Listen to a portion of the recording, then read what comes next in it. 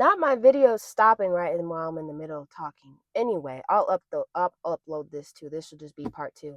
But my therapist told me, she said, in that emotional wheel of that color wheel of your emotions, she said it's just very important for you to sit with whatever it is that you're feeling, so that at least you can understand it and begin to learn what you're feeling. And sitting in it is the process of healing.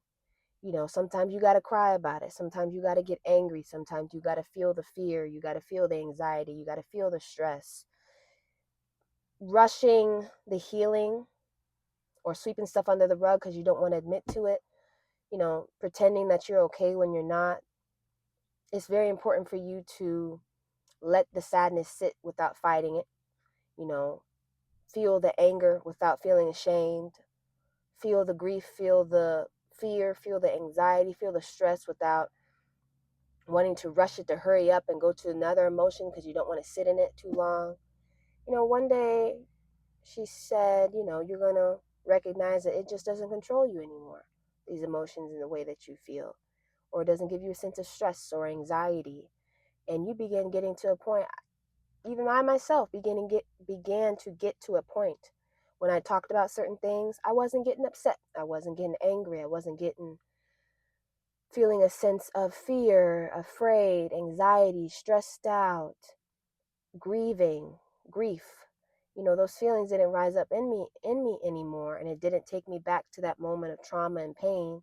I started feeling okay to talk about those things and open up about it. And like I've said before, when you start doing that, when you start giving yourself grace to talk about certain things and even feel certain emotions and feelings, when you talk about it, you wind up giving someone else a space and the courage and the ability to do that within themselves as well. And then it creates this cycle where you become an example for someone else to do the same.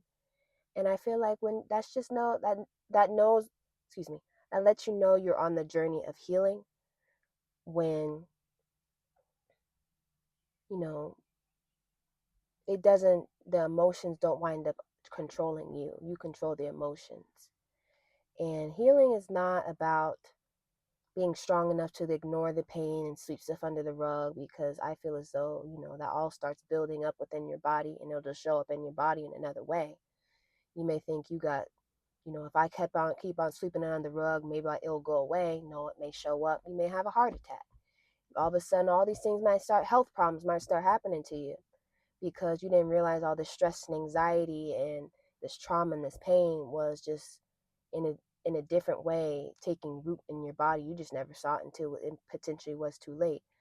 I feel like healing isn't about ignoring the pain and ignoring the emotions and ignoring your feelings.